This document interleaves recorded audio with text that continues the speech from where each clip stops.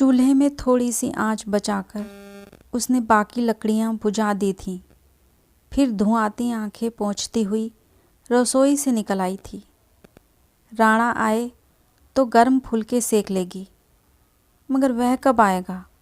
दोपहर की धूप छज्जे से सरक कर अब पिछली दीवार से नीचे उतरने लगी थी। सूरज अपनी ढलान पर था। गहरी सांस लेकर वह कुएं की जगत पर जा बैठी थी। कपड़े ही कांच ले, किसी सूरत समय तो बिताना था। आजकल सुजा के लिए दिन पहाड़ से होते हैं, कांटे नहीं कटते। काम करे तो कितना, घर द्वार आईना बना चमकता है। धोबन सजी तो ठटोल करती है, बर्तन जीभ से चाटकर साफ करती है कि मांझकर बहुरानी जी जलकर रह जाता है। गोने के बाद दूल्हा जुम्मा जुम्मा 8 ही दिन घर में बंधा। प्रेम का ज्वार जैसे हर हराकर चढ़ा था, वैसे ही झटपट उतर भी गया था। मन अघाया तो फिर से अपनी पुरानी दिनचर्या में लौट गया। हवस का रिश्ता होता ही ऐसा है। अब रोज तड़के घर से निकलता है और रात गए नशे में धुत लौटता है।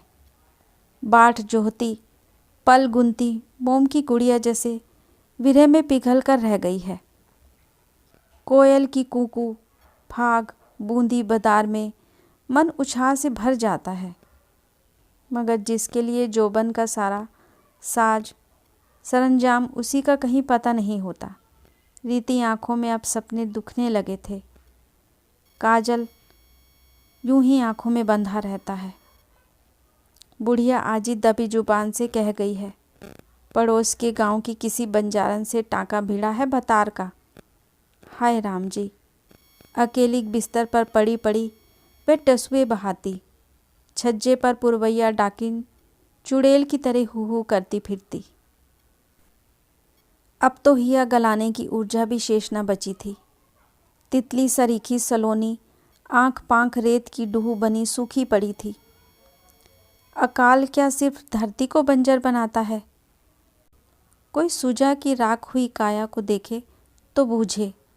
हर जाई मर्द का दुख हरी भरी अमराई सी औरत को बबूल का ढेर बनाकर रख देता है।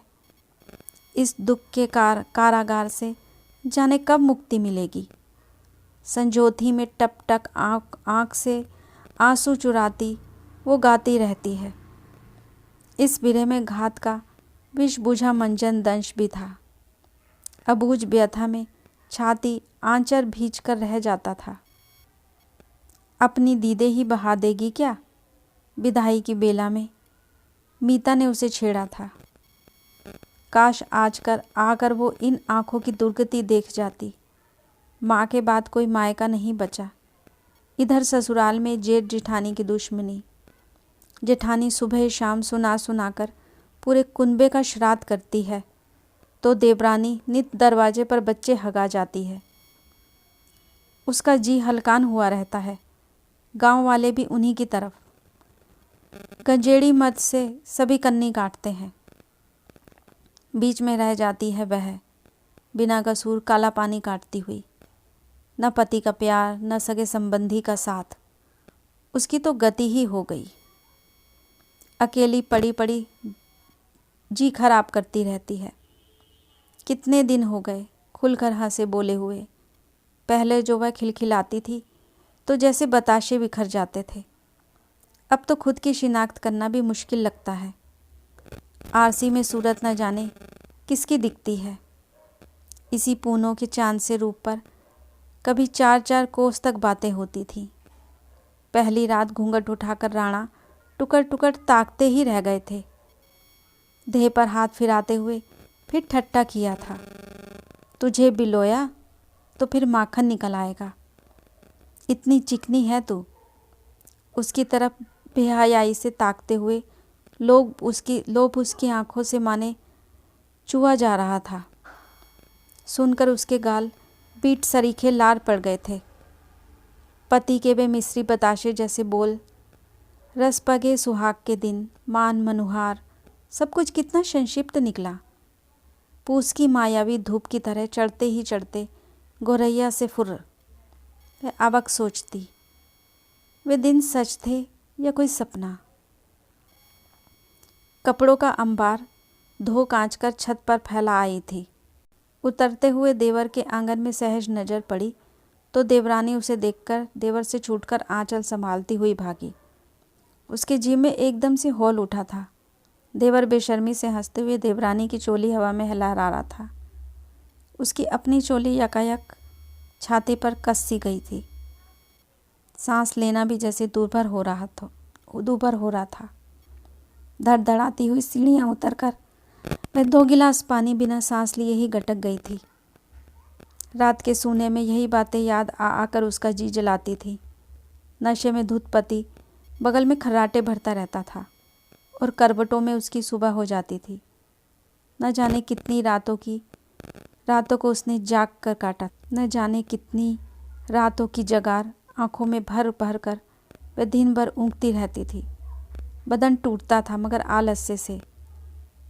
बड़ी आस से वह बुढ़वा बाबा के मंदिर वाले पीपल पर मन्नत का धागा बांध आई थी।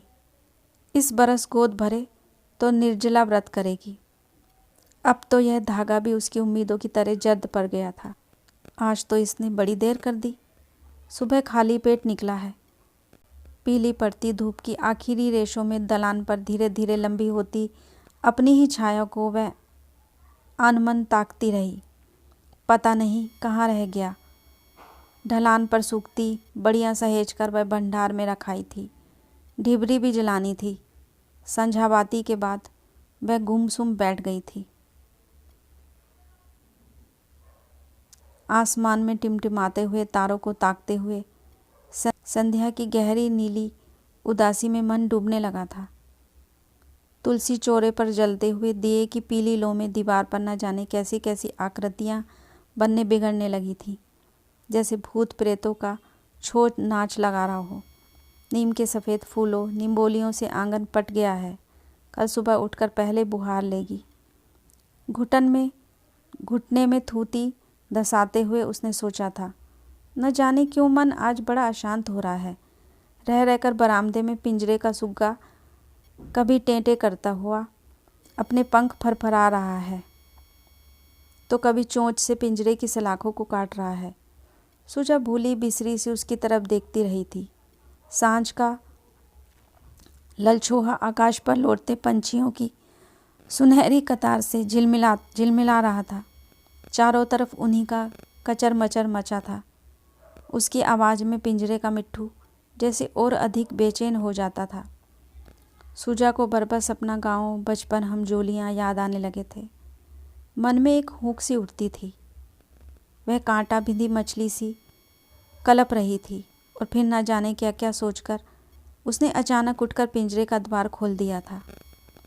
नीली मटमैली सांझ डूबती हुई रोशनी में आकाश में पंख फैलाकर क्षितिज की ओर उड़ते हुए पक्षी की सब्ज फरफराहट को वह आस भरी आंखों से ताक रही थी। मुक्ति का स्वाद कैसा होता है? घर की गहरी सांवली दीवारों में प्रायः चुनी सी उसने सोचने का प्रयत्न किया था। आंखों से बहते हुए पानी का खारापन उसके होठों से होकर जैसे अंतर तक रिस आया था। नमक का यही स्वाद रात दिन उसके हाड़ मजे में घुलता रहता है।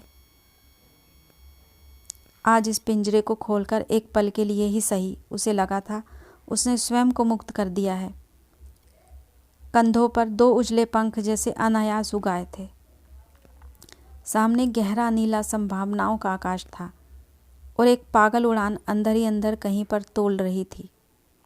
हवा में उन्माद भर देने वाला निमंत्रण था।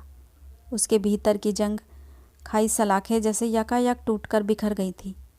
मुक्ति के इस छोटे से तिलिस्मी क्षण में न जाने कितनी देर तक आकंठ डूबी वह सुध-बुध खोई सी खड़ी रह गई थी।